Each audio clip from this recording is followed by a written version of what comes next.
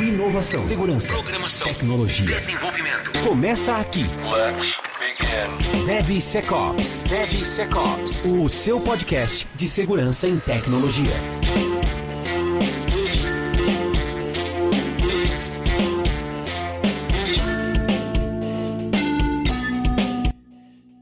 Fala pessoal, tudo bem com vocês? Sejam muito bem-vindos a mais um DevSecOps Podcast, episódio 10 da terceira temporada. Isso aqui tá indo muito longe, cara, longe demais até.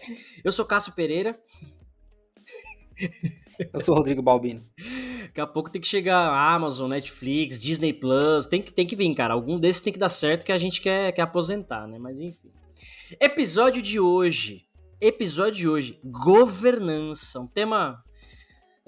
pouca gente gosta de falar disso, e graças ao bom Deus e o Marcos, conseguimos achar um convidado sensacional que vai falar sobre governança, como governar a segurança, vai falar pra gente hoje, num dia especial pra ele, que a gente tá gravando o episódio no dia do aniversário do cara, e o Marcos me arruma um convidado da hora, faz o cara trampar no dia do aniversário dele. O que você tem a dizer sobre isso, Rodrigo? Eu acho que ele caiu naquele golpe do cachê de novo.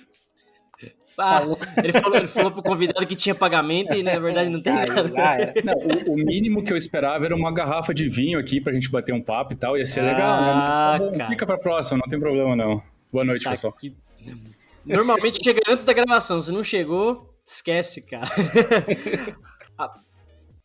Tem um recadinho pra galera que eu sempre esqueço, mas vale lembrar, né? O DevSecOps Podcast, ele tem o apoio da Checkmarx da Nova 8, que são especializados em segurança de sistemas e código seguro. O link da Nova 8, a distribuidora da Checkmarx do Brasil, tá na descrição do episódio no YouTube. Esses dias o pessoal mandou assim, mano, onde fica esses links do episódio aí? E o cara lá no Spotify. Falei, mano, aí não tem link nenhum, nem dá pra colocar. Os links todos que a gente comenta sempre estão no YouTube, tá lá na descrição do vídeo do YouTube do episódio, beleza? Começa a falar do link aí, ó. https. Uma boa. Fazer a legenda da parada, né? Aproveitando, então, que ele já deu um comentário aí, né? Seja muito bem-vindo, Gederson. Obrigado pelo convite. Obrigado por ter aceito o convite. Obrigado pelo seu tempo. Se apresenta pra galera, fica à vontade. Parabéns, porque a gente tá gravando no dia do seu aniversário. Muitos anos de vida, muita saúde, muita paz. Obrigado, Cássio. É uma satisfação estar aqui, né, podendo conversar com vocês, né, colegas aí de profissão, falar um pouquinho sobre segurança, né. Eu tenho certeza que vocês estão nessa jornada aí junto comigo de tentar, né, trazer esse tema, de criar uma cultura, né, para que o ecossistema seja cada vez mais seguro. Costumo dizer que eu já estou nessa brincadeirinha de trabalhar com segurança já há 16 anos, né, e cada ano é mais desafiador. Então, para mim é uma satisfação muito grande poder aqui compartilhar um pouco da minha experiência, ouvir e aprender também com vocês e com toda a troca, né, que esse tipo de interação proporciona, né? Prazer estar aqui. Show de bola, seja muito bem-vindo mais uma vez. Marcos, convidado é seu, a primeira pergunta é sua. Mas você já começa com uma pergunta pesada. Vamos devagarzinho, vamos amolecendo ali. Ele foi sem, foi sem história dó. De só a cabecinha, ele foi logo tudo, né? Vamos perguntar o óbvio. O que é governança? O que é governar? Eu acho que assim, o primeiro ponto que é legal a gente trazer o contexto aqui é que não existe uma fórmula pronta para se implementar a governança de segurança.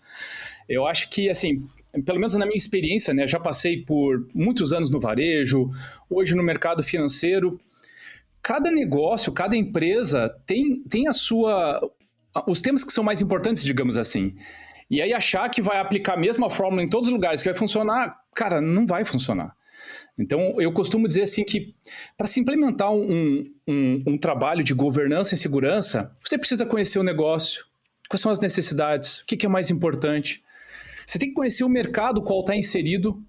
Muitos mercados se autorregulam, né? O mercado financeiro é extremamente autorregulado, né? Então, é importante saber isso. É importante saber e acompanhar o que acontece no mundo, quais são os incidentes, o que tá rolando, né? Para partir daí ter insumo suficiente para dizer, beleza, eu sei onde eu estou e a partir daqui a gente começa a construir uma estrutura.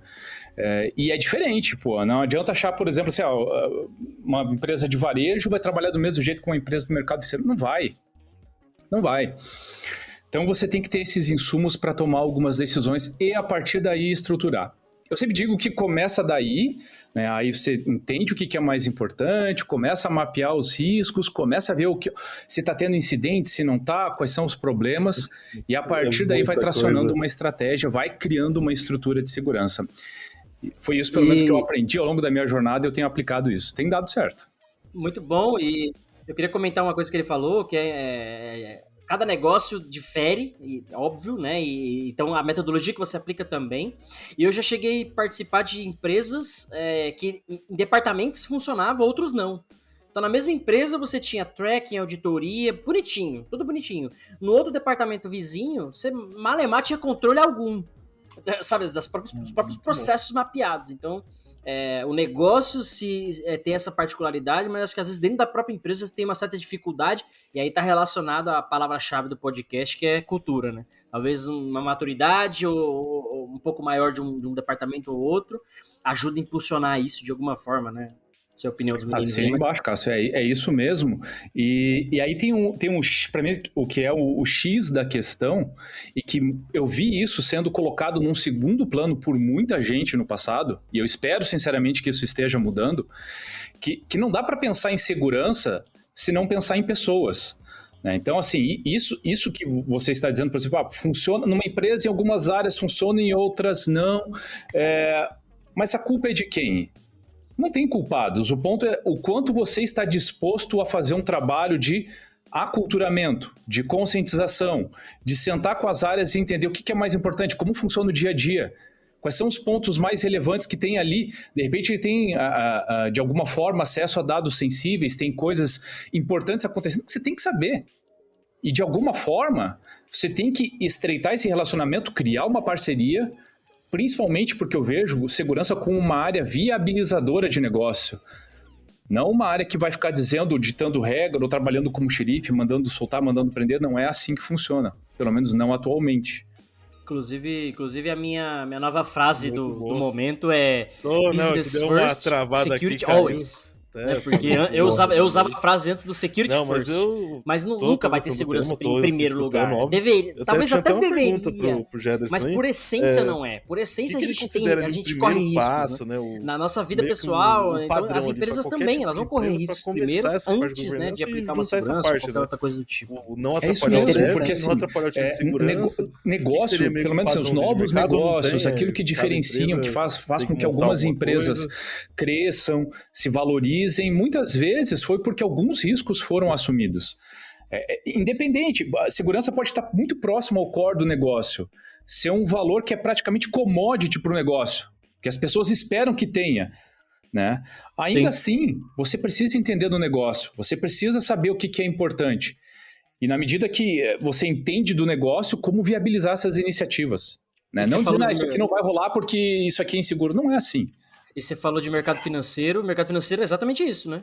A segurança é uma commodity. Você pressupõe que está seguro. Você pressupõe que seu cartão não vai ser clonado, que a compra não vai ser fraudada, tem um monte de coisa, mas é o contrário, né? Acontece no dia a dia, como a gente vê. Rodrigo, você ia falar, a gente te cortou, não fala aí. E é interessante falar de negócio voltado aliás, pensar em negócio, né? Até porque, cara, para você mapear tudo isso, é um trabalho gigantesco, né? Então, imagine você entrar e tentar implantar segurança dentro de uma empresa que ela não tem a visão perfeita ou a visão completa do próprio negócio. Então, às vezes a empresa é tão grande que ela é totalmente fragmentada. Então, sei lá, a parte de tecnologia só pensa em tecnologia, a parte de produto só pensa em produto.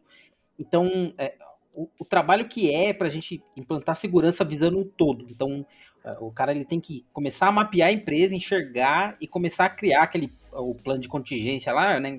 Na verdade tem um nome técnico até, né, sobre isso. Plano de continuidade de negócio. Isso. Então, é muito importante essa visão de negócio a todo momento, né? Então, você vai entrar e vai implantar segurança, você já tem que começar pensando no negócio por completo dentro da empresa, né? Cara, eu acho que é sensacional esse trabalho, né? Tipo, fazer o levantamento, fazer todo esse mapeamento. E eu diria que é um dos trabalhos, talvez aí da minha visão, talvez um debate aqui, ô Jaderson, minha visão é que é mais difícil ainda fazer governança em qualquer área, seja até de TI, do que implementar a área em si. por exemplo, quando eu trabalhava com TI, você tinha lá o ciclo de desenvolvimento, você tinha infraestrutura, você tinha uma série de coisas. Mas aplicar o COBIT, aplicar o ITIL, né, alguns frameworks que o pessoal mais conhece, isso dava trabalho, porque tem uns controles bem minuciosos, você tem que aplicar, né, evidência, não sei o quê. E o pessoal via e falava, deixa pra lá, nem preciso disso no final, eu não vou ser auditado e tal. Então, aplicar o nível de maturidade para a área de governança, né? Se a gente está falando de application security aqui, eu sempre brinco, né? Você tá o Brasil está no nível de 1 a 10, de 0 a 10, o Brasil está no 2, 3 ali, na maioria das empresas. Para chegar em governança, cara, é nível 8, 9, ali onde você tem tudo bem controlado, mapeado, né? No nível de maturidade. Não sei se você concorda ou você, não, governança é fácil, você está viajando. Não tem nada de fácil e nem de ciência exata aqui, né? Eu acho que foi muito feliz em tocar em alguns pontos do tipo assim, pessoas vão olhar para isso e não vão ver o valor necessário, vão dizer, eu não preciso disso, eu não vou ser auditado. E é isso mesmo, por isso que eu digo que é uma área de muito relacionamento. Porque as pessoas vão fazer aquilo que elas entendem que vai agregar valor pro dia a dia dela. Pensa o seguinte, se não for assim, imagina chegar lá, né, por exemplo, uma empresa que tem, sei lá, dentro das suas premissas, desenvolver serviços e soluções de forma ágil. Né? Aí você chega lá e diz assim, olha, agora eu preciso implementar uma etapa de teste, já me deixou menos rápido. No mínimo, né? Já me deixou menos ágil, já me deixou menos rápido. Por que eu tenho que fazer isso? Né? Se eu quero entregar valor o mais rápido possível para os meus clientes. Então, existe todo um trabalho que é preciso ser feito e às vezes não é da noite para o dia. Tem pessoas que vão assimilar isso muito rápido e você consegue implementar. Então vamos começar por aqui. Aí você vai dar um treinamento de desenvolvimento seguro, você vai e começa a implementar umas ferramentas de teste, scans e tal. Tudo isso não é da noite para o dia. Você começa um trabalho, aquelas pessoas que não compraram a ideia, aí vão ver as boas práticas como burocracia, que não agrega valor, já olham para o processo de uma forma pejorativa. Então, todo esse trabalho de conscientização, de entender, de propor coisas e, ao mesmo tempo, de não ser completamente by the book o tempo inteiro. Eu vou pegar COBIT, eu vou seguir exatamente, eu vou pegar ISO, eu vou seguir exatamente. Não é assim. Você tem que entender aquilo que realmente é importante para o seu negócio. Então, se você precisa garantir que os testes de segurança sejam realizados antes dos sistemas entrarem em produção, como é que você garante isso? E como é que você faz, sabendo que a premissa é de agilidade, como é que você faz para que isso seja ágil? Você tem que enxergar o cenário como um todo. Então você treina, você cria você implementa boas soluções, porque de repente vai escolher uma solução, essa aqui, é de graça. E aí vai ter um monte de falso positivo, a galera vai levar um tempão estudando e verificando o que é verdade, o que não é. Então, assim, é preciso ter bom senso. Jogo de cintura com isso, né? Porque, jogo de cintura, exato. Como você falou, falar em valor é complicado, porque você fala, qual que é o valor nisso? E o cara acha que você só está penalizando ele com mais tempo na esteira, ou que você está criando uma burocracia, então, se ele não enxerga o valor daquilo, que para ele não é um valor de retorno financeiro, para a empresa não vai ser o retorno financeiro. O retorno dela é diferente, né? O retorno dela é de reputação da empresa, a confiabilidade dos dados. Então, esse é o retorno dela. Pegando esse ponto que você falou, Rodrigo, o próprio valor ele é diferente dos dois pontos de vista. Por exemplo, o valor para o dev é entregar mais rápido, o código tá bem funcional. O valor do cara de segurança é não ter vulnerabilidade, por exemplo. Então, para o mesmo fim, os meios são diferentes. Os valores para aquelas duas pessoas no mesmo processo são diferentes. Por isso que tem esse conflito. E aí, a chave para o que o Jederson falou beleza, por exemplo, como é que eu coloco isso e não fico menos ágil, por exemplo? Aí é aquela história que a gente sempre fala, automação.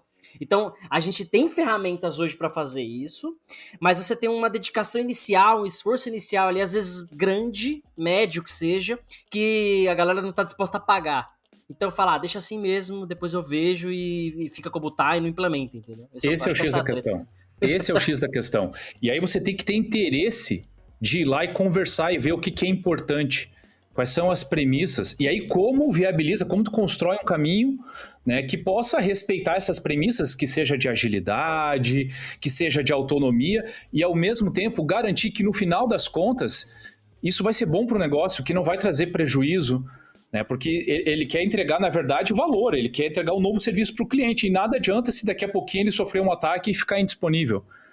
né? Então, saber transitar e mostrar exemplos e criar essa cultura, etc, etc, é bastante importante. Boa! Marcão, tá por aí? Boa! Acabou a empresa, vai embora. Por isso que eu disse assim, até pegando um gancho no que eu falei antes, não há bem uma fórmula exata e que vai funcionar em todo lugar. É muito importante saber aquilo que agrega valor, quais são as preocupações. Imagina que você vai estruturar uma área de segurança numa empresa que já existe, que já está criando soluções, que já está colocando isso para funcionar e tudo mais. Você tem que entender, beleza, tiveram alguns incidentes, teve algum problema, alguma coisa aconteceu? O que é importante para o negócio? Né? Onde você está inserido? Tem alguma regulamentação que tem que seguir? O que é importante para o negócio? O que eles têm receio? Quais são os riscos que eles não querem que se materialize? Né? De repente, por exemplo, eu não quero passar por fraudes, eu não quero... Lógico que ninguém quer, tá? Mas eu tô aqui no sentido de faz o exercício e vê o que é mais importante. Muitas vezes, quais são as dores? Para um dói mais do que o outro, às vezes, né? Exatamente. Normal. Vai chegar numa empresa, por mais absurdo que seja, né? Aqui a gente está falando de segurança, então a gente fala assim, mas vai ter executivo que vai dizer assim, poxa, nesse momento eu me importo menos com vazamento, mas eu não quero que o meu sistema pare. Muitos negócios vão dizer que a disponibilidade, ela de todos os pilares de segurança é o mais importante e eu não estou aqui dizendo que não é. Mas tem que entender, tem que conversar, tem que perceber essas coisas, aí ver o cenário e já começar a propor algumas ações em parceria para agregar valor. Esse é o melhor caminho no curto prazo, para depois continuar esse trabalho de mapeamento, ir em outras áreas, perceber um pouco mais, estar próximo daqueles... Se tem uma área que trata de incidentes, se aproxima dessa área, conversa com as áreas também, entenda o que está acontecendo, quais são os receios, aí você começa a estruturar uma área de segurança. Por isso que eu digo, Marcos, não tem uma fórmula assim, sabe? Faz isso que vai dar certo. Não, o faz isso que vai dar certo é ouça. Ouça, veja o que é mais importante e a partir daí constrói uma estratégia. E não adianta achar que isso vai ser feito... então eu vou ouvir todo mundo. Imagina, eu vou gastar um tempão ouvindo toda a empresa, aí eu vou elaborar um plano, né? Pô, aí assim, eu demorei muito tempo, daqui a pouquinho já aconteceu o problema. Então, ser capaz de perceber essas coisas rapidamente, construindo, agrega o valor, continua ouvindo, vê, traciona, testa, vê se aquilo funciona bem, o pessoal não curtiu, vamos fazer diferente, então vamos mudar, né? Ser capaz de adaptar essa estratégia é muito importante. No passado, eu não sei quão antigo vocês são, eu acho que, por exemplo, o Cássio, eu sei também que ele tem bastante história aqui em segurança. Cara, tu ouvi falar que a história do plano diretor de segurança, o cara cravava na pedra, isso aí levava 5 anos para ele estruturar o negócio. Meu amigo, hoje em dia, com o avanço tecnológico, esquece essa coisa. Esquece, já era. Estratégia, tu tem que ir adaptando ao longo do tempo, cara. Vai entendendo o que é importante. O software era assim também, né? Você fazia projeto para 3 anos de software. Exato. Já não precisa. Inclusive, pegando isso que o Jederson falou, eu não lembro os números exatos, aí o pessoal vai me bater depois na internet, mas eu vi mais ou menos que o ciclo de um CISO hoje numa empresa é de 2 anos. Então, o cara, ele entra numa empresa, ele implementa ali as ideias, né, as necessidades, então em 2 anos ele tá trocando já de empresa. Ou promoção, ou renovando, enfim, mas é meio que ter esses 2 anos de ciclo do CISO. Posso estar falando errado o número, tá, mas é algo em torno disso. É que é justamente isso. Você não tem um plano mais para 5 anos. Daqui 5 anos, cara, dependendo do problema que você tomou na cabeça, você fechou a empresa, já abriu 10 na frente e já foi. Não dá nem tempo de ficar pensando nesse tipo de plano, né? Até pela questão da velocidade de alguns negócios, né?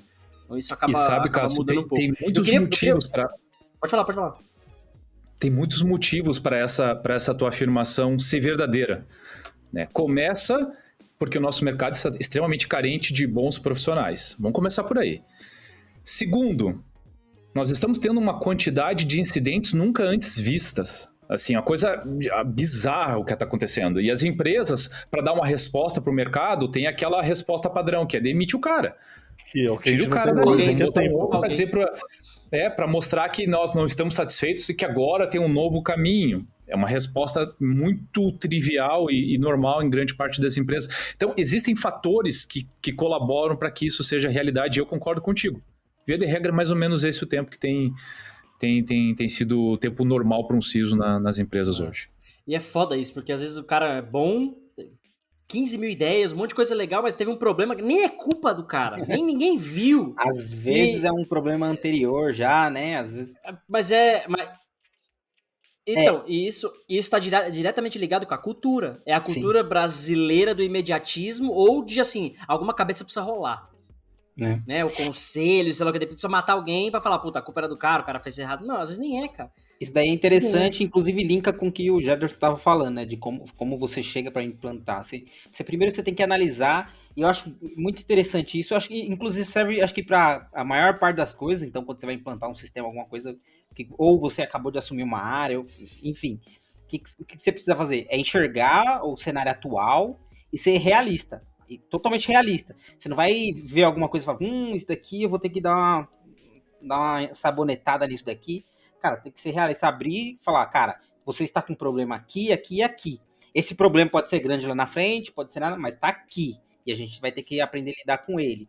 Ou, beleza, qual que é a prioridade? Este cara aqui ou este? E daí começa a trabalhar. Agora, até aproveitar esse gancho tapete, ele vai voltar pra te engolir depois. Qual foi o maior desafio que você enfrentou hoje?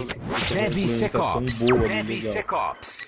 O que mais te segurou? De pato pra ganso, eu queria puxar para um outro lado, que é o que eu tô vivendo hoje, um outro extremo, que é sistema crítico. Né? Então hoje eu trabalho na empresa que é global, que praticamente é um pouquinho disso que a gente comentou no começo, né? É cada divisão da empresa, ela é autossustentável, ela é como se fosse uma empresa sozinha dentro dela.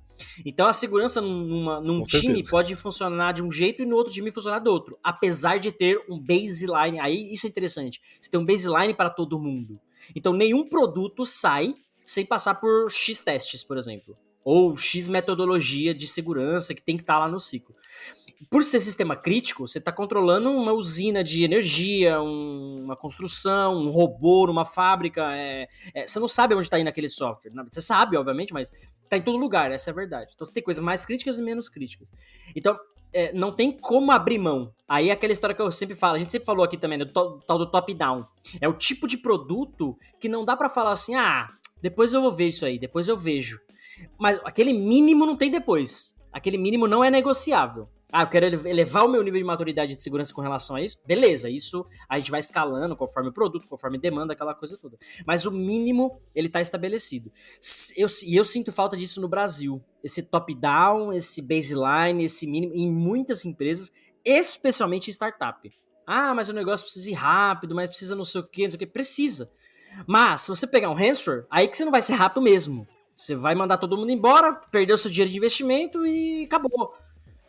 É o que eu sempre falo. Eu lembro na empresa que eu trabalhei com o Rodrigo, né? Que o pessoal lá falava assim, mas se eu não subir isso hoje, não vai vender, eu não sei o que lá. Eu falei, se subir isso hoje, a vulnerabilidade está exposta e tomar um ataque, vai continuar sem vender, e pior ainda, a gente não sabe qual é o problema.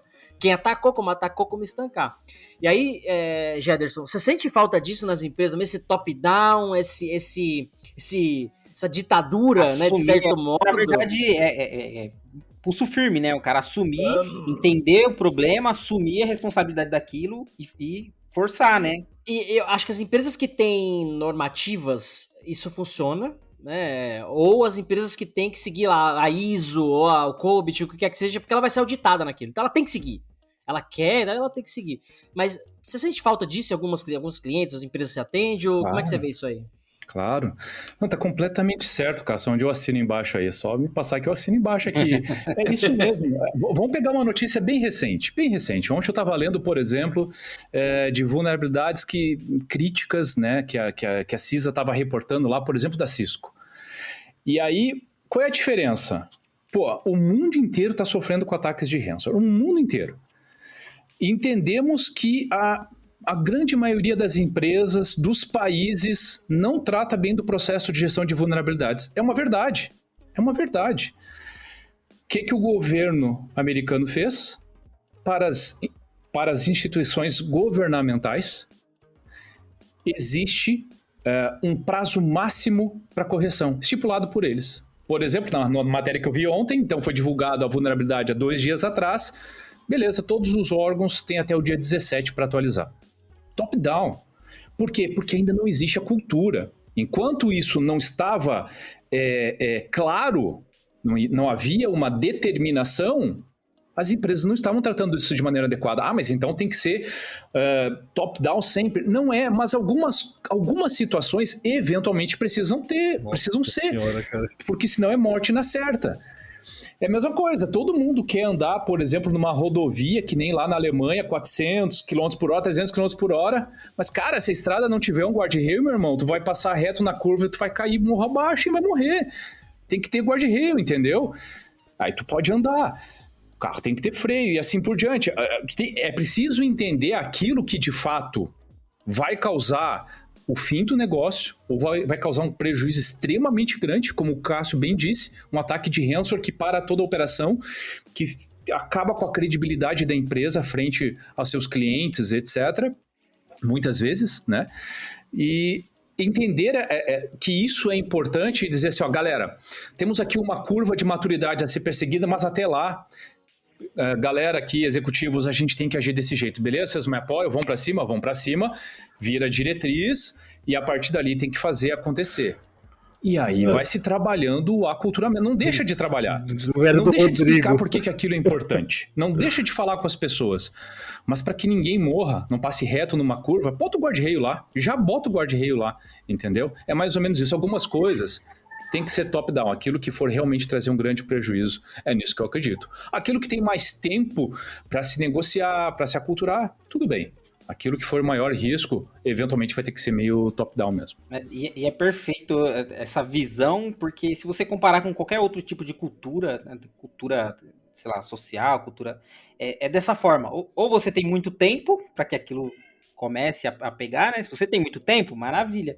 Deixa lá que um dia, né, vai jogando sementes ali, que vai colocando pessoas influentes, daí você vai mudando a cultura aos pouquinhos. Agora, é algo crítico, cara, ou vem alguém forte, né, uma liderança forte ali, e mostra que aquilo tem que ser seguido, cria programas de incentivo, cria formas daquilo se desenvolver, né? Ele prepara um ambiente para ele ser para crescer mais rápido. Ou é dessa forma, ou você tem que ter muito tempo ali para deixar o negócio fluir. Né? É isso. E aí, como a gente estava falando de estruturar a governança antes, um caminho que pode ser bacana e que eu geralmente aconselho, tem as primeiras impressões. Já conseguiu conversar? Monta um comitê de segurança. Traz as pessoas que vão realmente tomar as decisões, os executivos, os diretores. Cada empresa tem as suas nomenclaturas, então aqui não vou exaurir isso, mas essas pessoas, os tomadores de decisão, compartilha com eles os cenários e saia de lá com alguns acordos. Vamos por essa linha ou por... E não adianta achar que vai chegar num comitê executivo e que vai simplesmente, pessoal, agora eu preciso que seja assim. Não, vai ter que trazer o contexto, vai ter que explicar o problema, vai ter que explicar o risco, o impacto, e aí propor alguns cenários. Ou a gente vai por esse, ou por aquele caminho aqui. Esse aqui vai levar X tempo, esse aqui a gente traz o risco um patamar mais aceitável. Tem que saber conversar essa linguagem. Tem que saber trazer isso.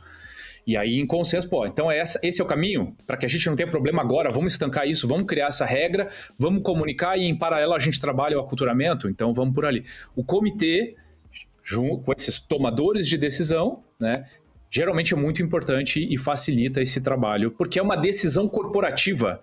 Ela não é simplesmente porque segurança achou legal. Não. Eles compraram a ideia, eles foram lá e disseram, não, esse vai ser o caminho, vamos fazer, que é o top-down que o Cássio estava dizendo antes, vamos fazer, e aí se constrói um trabalho já para poder aculturar e mostrar para o pessoal a importância disso. O maior desafio, e isso para mim é em qualquer empresa, tá? Eu não vou dizer assim, é esse o caso. Não. É uma situação. Se você sair e perguntar para 10 pessoas o que é segurança, provavelmente você vai escutar 10 respostas diferentes. Ninguém sabe o que é segurança.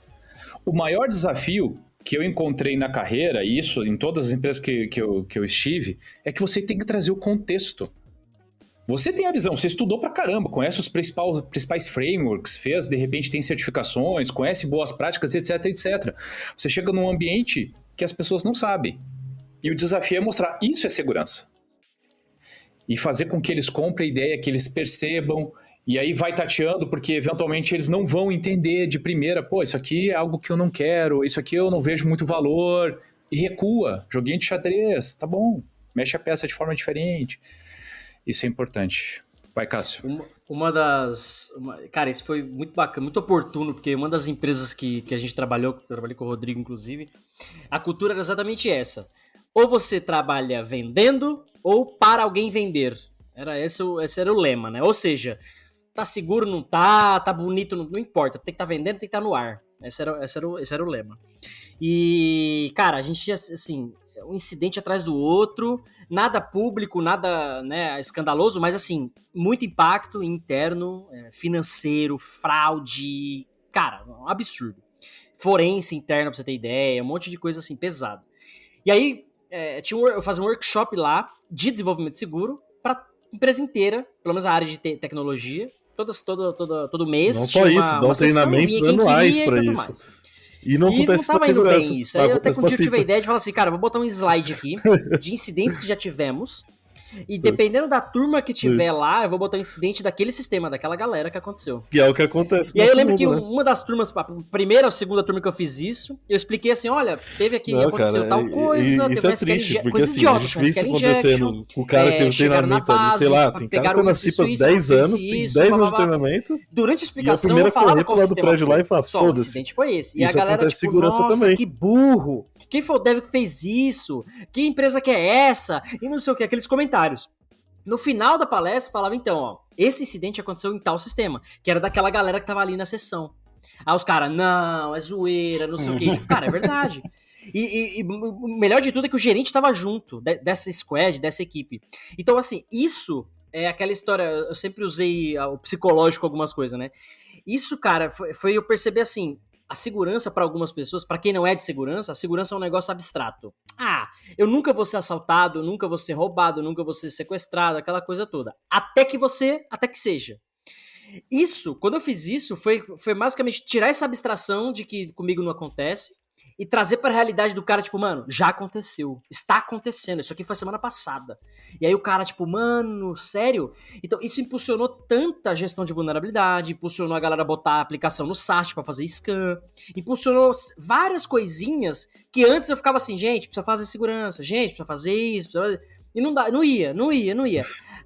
Eu tinha um colega que sempre falava, a dor sempre ensina mais. Então eram dores internas, como eu falei, já nada deixa público, pré-agendado mas um que tinha segundo impacto, encontro aqui, porque tem muito assunto que a gente não vai tinha, sei discutir lá, aqui hoje. milhões mensal de fraude. A missão não era acabar com a fraude, a missão era diminuir. No mês que vem tem 1 milhão a menos de fraude. Eu tinha 20 milhões no mês, no mês que vem a missão era ter 19 milhões de fraude. Vou até começar 18, por ela, 17, mas zero a gente sabe que nunca ia chegar.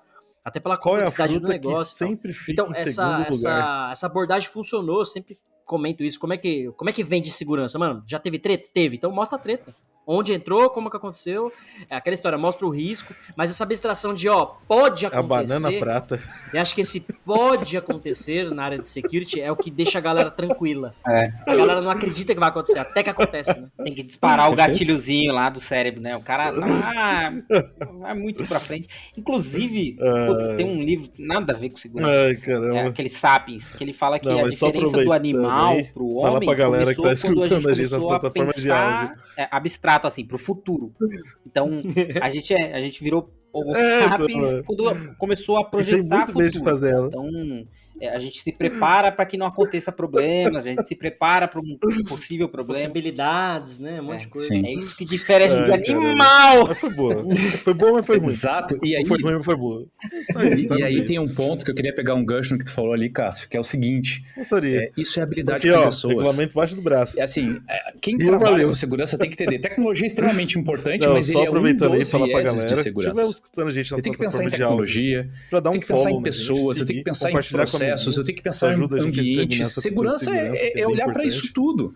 Quem tiver eu acho que você foi muito feliz na escolha da estratégia porque você sabia qual era o público que você estava falando.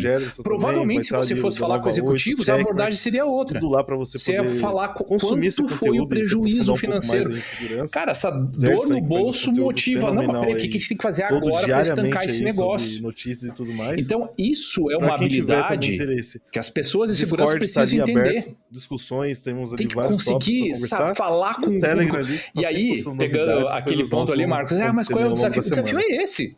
O desafio é conseguir falar de segurança com diferentes públicos, para que eles percebam o valor, para que eles queiram estar inseridos, e aí você consegue ir articulando, você consegue criar uma boa estratégia, implementar bons controles e conseguir fazer isso com diferentes públicos que têm diferentes necessidades, diferentes interesses, né? Então, a comunicação é a chave aí do negócio, né? E ainda assim você vai ter as exceções que não vão seguir. Exemplo clássico é o do bebê dirigir.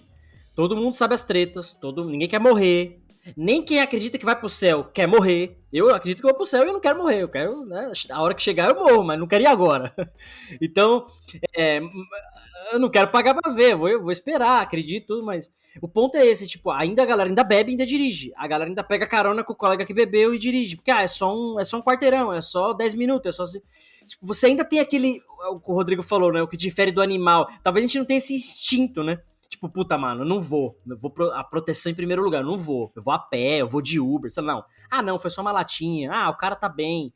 É aquele 1 segundo que dá a merda, né? Então, isso que o Gederson falou, tipo, beleza, você tem essa conscientização, você tem um público-alvo diferente, mas aí é onde eu falo, mano, aí é onde entra talvez a junção da automação com segurança e governança bem implementada, onde você tem todo mundo consciente e aculturado dentro de uma empresa, mas você tem os controles definidos para que aquele cara que vai fugir da curva, opa, apitou lá. Todo mundo sabe que não pode compartilhar e-mail externamente. Mas vai ter um que vai falar: não, eu vou subir uma planilha aqui no Dropbox pra fazer de casa. E aí, a hora que você sobe no Dropbox, você vai ter um DLP lá apitando: o cara tá subindo um documento. Então você não vai deixar você não vai confiar na conscientização. Você não pode, como segurança, você não pode confiar. Você tem que ter a garantia. Que tá o ponto. Já tem que pensar e deixar preparado. E a gente tem que partir de algumas premissas. Do tipo, tudo bem. Nós vamos elaborar uma estratégia de proteção. Nós vamos implementar um monte de controles, mas proteções falham. E quando isso acontecer, até você tem que identificar. Então, você tem que conseguir detectar as coisas, que é isso que o Cássio está dizendo, que é um alerta aqui, você mistura tudo um comportamento anômalo acolá, né? São coisas que você vai perceber assim, isso aqui não devia ter acontecido. Cadê os logs? Cadê o trabalho de monitorar, de identificar? E tão importante quanto isso, tá bom, e o que faz com isso? Então, o incidente aconteceu. O que eu faço? É que a resposta... As empresas, quando elas pensam... Vão elaborar uma estratégia. Tem mais steps, né? Se a gente for pegar a CIS, por exemplo, ela vai dizer, tem que trabalhar com identificação, não sei o que, beleza. Mas, essencialmente, 3 steps são cruciais, que é a estratégia de proteção, detecção e resposta. Então, como eu protejo, que controles eu coloco, como eu identifico algumas situações de anormalidade, desvios desses controles, quando um controle falhar, e o que eu faço depois disso? E eu tenho que estar treinado, e tem que ter regra. Sim. E não adianta achar, porque esse cara é meu amiguinho, eu vou passar a mão na cabeça, mas se o outro fizer a mesma coisa, eu vou aplicar um outro tipo de sanção que não funciona. E detalhe, mesmo quem não fez, já ouviu falar disso alguma vez, é o tal dos primeiros socorros. Né? Assim, ou você fez um curso, um treinamento, você ouviu falar, mas é a mesma coisa. Uma coisa é você identificar o cara que tá tendo um AVC, um ataque cardíaco. Outra coisa é a pessoa que tá só desmaiando por pressão baixa. Então, a sua detecção é uma, o seu tratamento é outro, o tempo de resposta é outro. E você, como ser humano, você fala, puta, tem um caso aqui mais urgente, outro mais tranquilo. Então, você sabe lidar com isso de forma diferente. As empresas sabem lidar com esse tipo de coisa. Já troca de framework, já viu que mais se adequa. Tem as empresas aí que sempre tá treinando.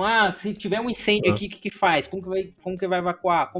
Cadê? Quem sabe manusear a mangueira? Quem sabe... Então... E que é legal, né? Todo mundo faz o treinamento, todo mundo sai caminhando bonitinho. Na hora do fogo é nego pulando do prédio, dando bica no cara da frente. Segurança. E é isso. Tecnologia. É isso que tem que mudar, DevSecOps. Manda aí. Exato. E por isso que eu digo assim, como é que vira o jogo? Criando novos hábitos, mostrando, né, o quanto isso é importante. O que sensibiliza no momento? Todo mundo sabe dos ataques de ransomware, tem muitas empresas no Brasil que sofreram por esse tipo de problema, por exemplo, esse tipo de incidente. Então começa elaborando aqui uma estratégia, começa pensando em DRP, começa treinando, fazendo testes, né, começa documentando, começa por ali, o pessoal dá valor a isso, acha que isso é importante, começa por ali, que é o que o Cássio estava dizendo, vamos começar por onde... da morte, né? Não dá para passar por esse tipo de situação aqui e achar que tudo bem. Então, aqui, vamos criar um plano e vamos treinar as pessoas. Depois pega o segundo tópico mais importante. O que mais que não poderia acontecer?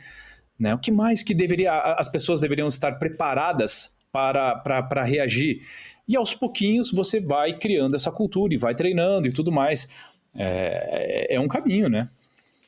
Cara, governança é um tema muito foda, porque é muita coisa, velho. Dá pra você ter que fazer uma governança do episódio, pra ter um roteiro da governança, pra governar, pra não sermos governados pela nossa governança. Enfim. Tem que ter. Eu queria só fazer uma pré-pausa, Marcos. Você tem recado aí, tem piada. Tem piada hoje não, né? Acabou, né? Chega. Ah, não, por favor. Ah, cara. Então manda. Fruta que sempre fica em segundo lugar. Não faço ideia. Também não. Nossa.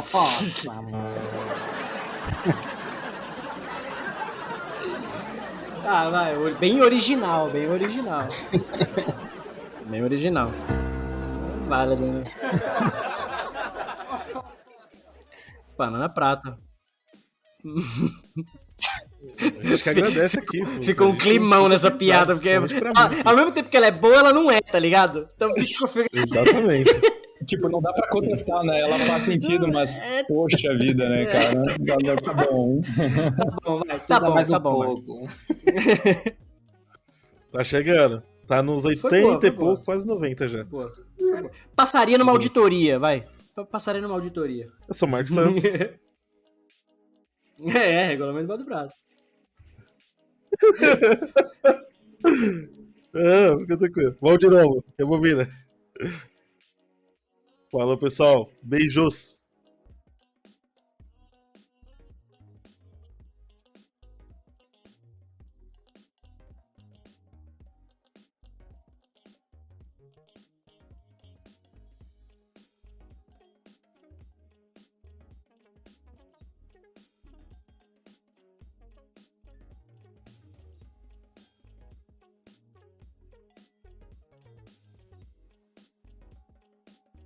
Inclusive, no começo do episódio eu ia comentar, né? Eu acho que o Gederson levantou um tópico da... Não tem receita, falando, puta, não tem um negócio pronto que você faz e tal. Essa semana, na segunda-feira, no meu vídeo de Carreira Segura lá do canal, eu postei exatamente sobre isso. Na carreira não tem receita de bolo.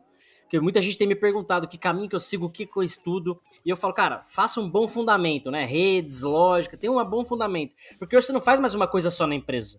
Você faz 10, 15 coisas diferentes, você precisa saber do negócio. Ele destacou bem hoje. Você precisa saber do negócio, você precisa saber do técnico, 30 ferramentas diferentes. Então você não tem mais aquela caixinha. Então não tem mais uma receita de bolo pra carreira, né? Então, pra governança, acho que é exatamente a mesma coisa. Eu dei aula de auditoria uma época na faculdade, auditoria de sistemas, e era a mesma coisa. Você tem uma metodologia ali, você analisa o log, a evidência, data e hora, você tem uma certa receita. Mas você tem que conhecer do negócio, entender o processo, como é que aquilo é aplicado, quais são as pessoas envolvidas nisso. Então, é uma série de coisas ali que quebra qualquer receita, essa é a verdade. É o que eu digo, não tem receita, mas a gente não precisa inventar a roda porque ela já foi inventada. Exatamente. Então, boas práticas estão aí, né? Assim, tem um monte de frameworks, tem um monte de documentação apoiando. Hoje, por exemplo, aqui a gente falou de um monte de coisas legais, importantes para a segurança, a gente não inventou a roda aqui. A gente falou aquilo que a gente já experimentou, a gente sabe que funciona e baseado em boas práticas. Então, a gente não tem a necessidade de inventar a roda, mas também daí dizer que tem uma fórmula precisa que vai funcionar em todos os lugares, não é assim. Às vezes vai ter que começar por um ponto que é mais importante naquela empresa, em outra empresa vai ser outro ponto e assim por diante.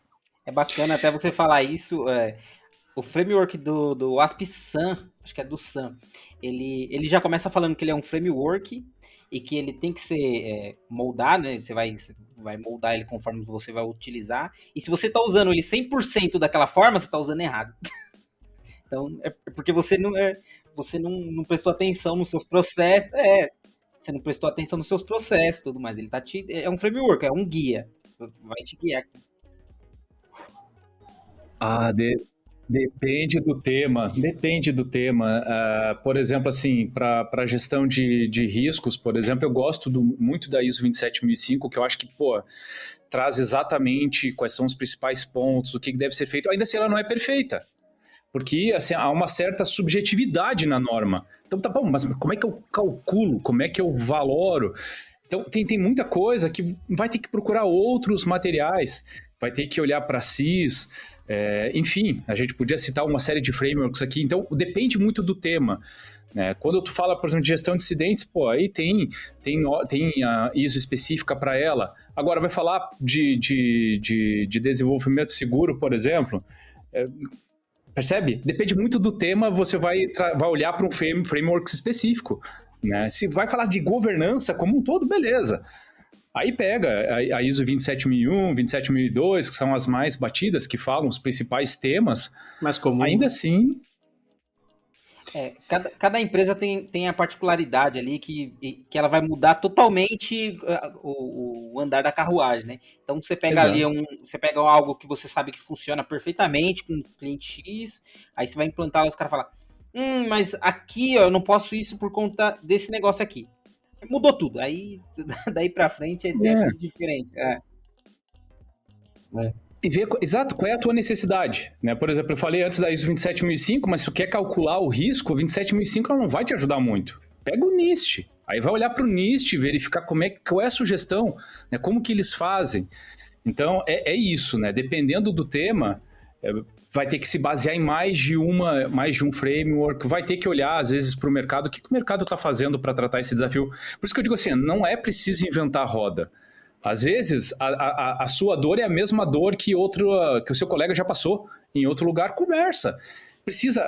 Quando a gente fala de ecossistema, essa troca ela é muito importante, né? Vê o que as outras empresas estão fazendo, compartilha, né? Porque o crime é extremamente organizado, mas segurança não. Segurança, cada um fica com o seu mundinho, eu vou falar da minha realidade, eu não vou compartilhar as minhas fragilidades e dores com ninguém, porque, vou ficar suscetível a elas. Não é assim. A gente tem que discutir mais. Pessoas que gostam de segurança têm que discutir. Como é que você faz aí? Poxa, eu faço aqui, eu tô com esse problema. Isso eu fiz dessa forma, funcionou pra mim. Beleza. É isso que tem que acontecer.